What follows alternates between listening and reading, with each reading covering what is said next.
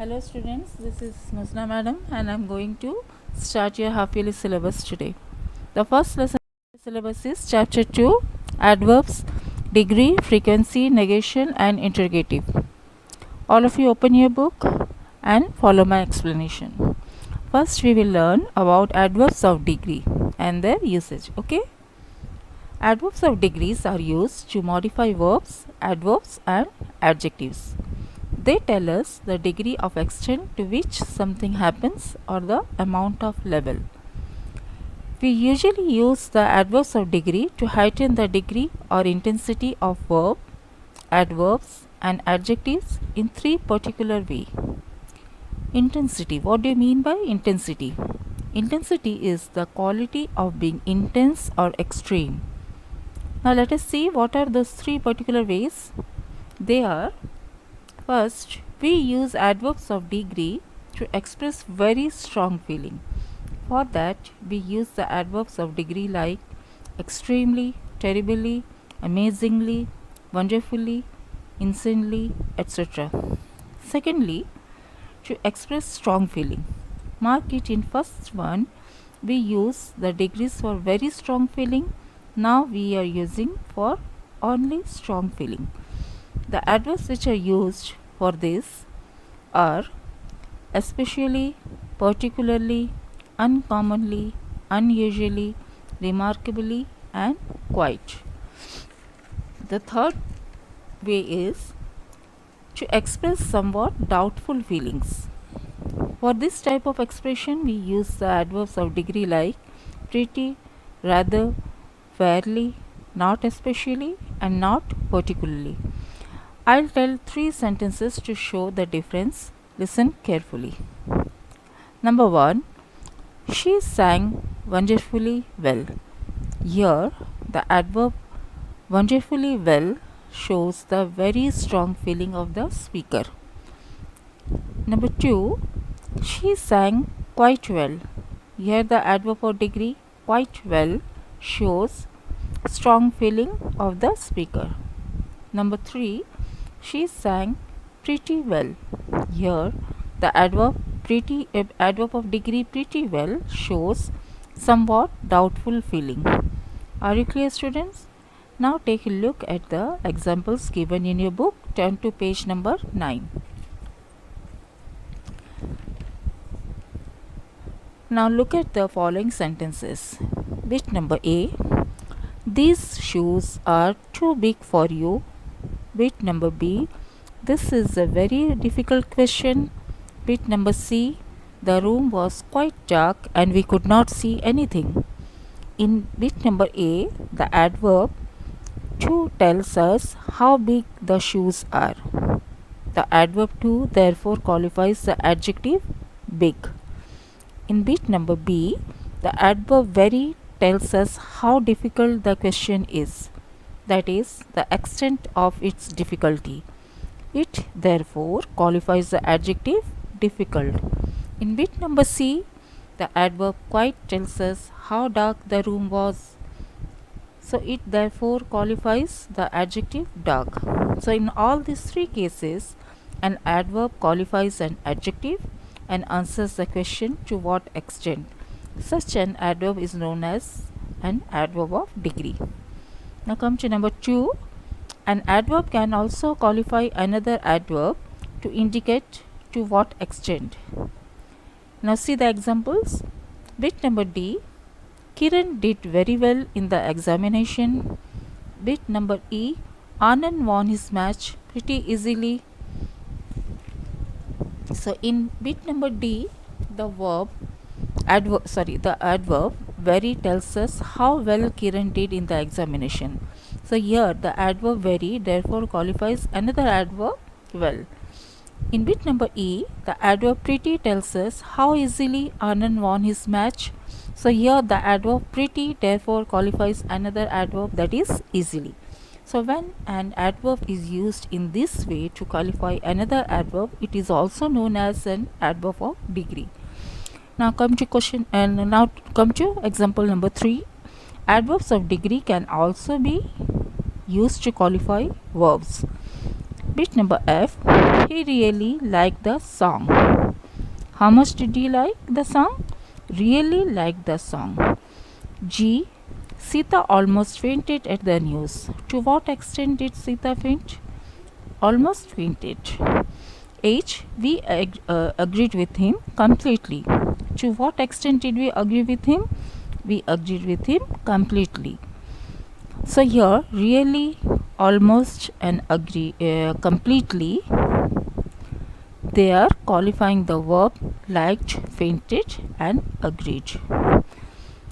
Now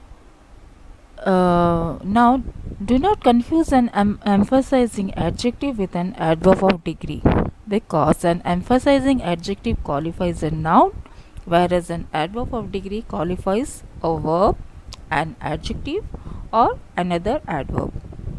Now there are exercises given here. These exercises we will discuss in my next video. Now come to adverb of frequency.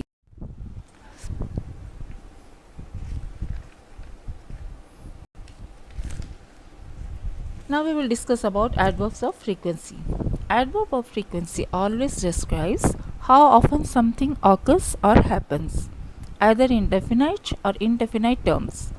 An adverb that describes definite frequency is one such as weekly, daily, yearly, or you can say annually.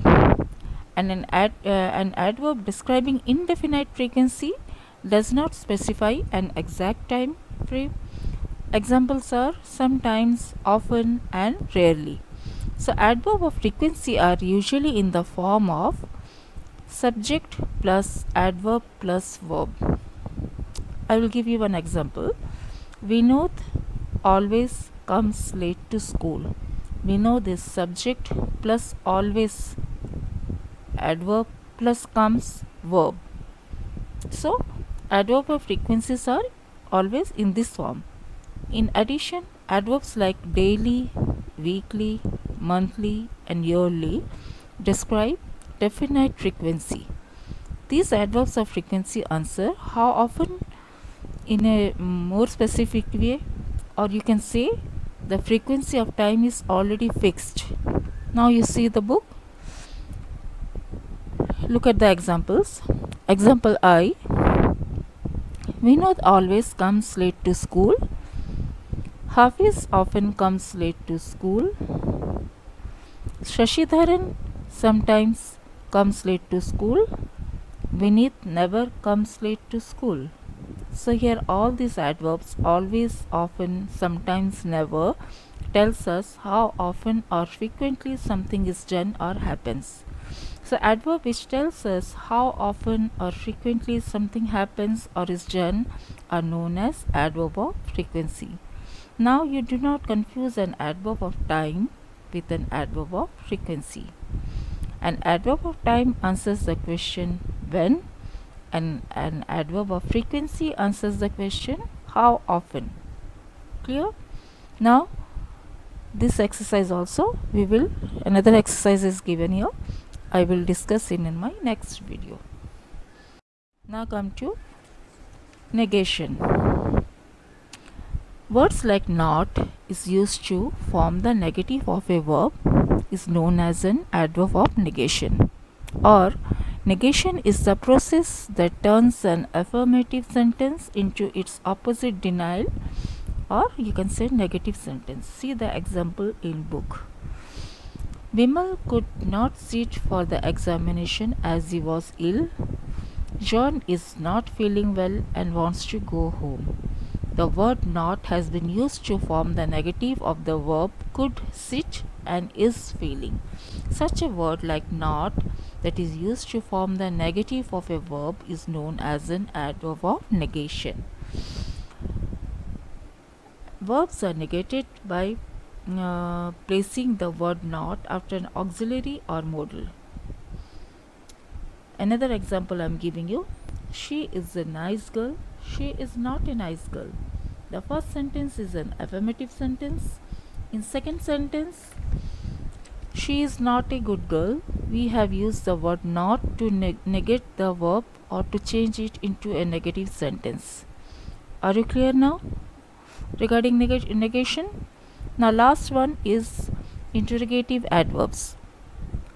An interrogative adverbs is an adverb that asks a question about place, time, manner or reason. Interrogative adverbs are placed at the beginning of a question. The most common interrogative adverbs are where, when, how and why. They may feature in the interrogative sentences like where have you been? When are you going? How have you been? Why are you crying? Understood? Yeah, where, when, how and why are all interrogative adverbs. Now see the book. Adverbs which are used to ask questions are called interrogative adverbs. Example O. Why have you not done your work?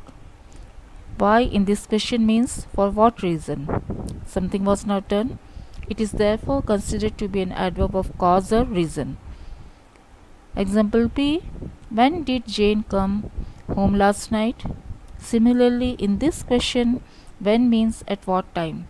It is therefore acting like an adverb of time. Q. Where did the battle take place? Where and what place? Here it is pointing to the place. It means it is adverb of place. It is used as adverb of place. How did the thief manage to escape? How means in what way. Here it is adverb of manner. Now the interrogative adverb how can be used in different ways. You see, how can be used with other adverbs. How well did Govinda sing? How hard has Gopalan studied? How soon can you finish the work?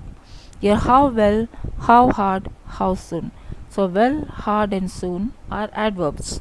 So, the interrogative adverb how is here modifying another adverb, that is well, hard, and soon. Secondly, how also can be used with adjectives like how tall is that building, how big is the city, how ill is the patient.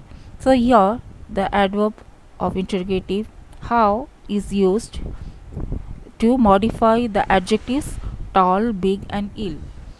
Now how can also be used with much and many. You already know that we use much for uncountable noun and many for countable noun. How much sugar have you put into the tea, and how many books have you read this month? Now the exercise, here also the exercise I will discuss in my next video. Okay children, are you all clear regarding this lesson? So take care, bye.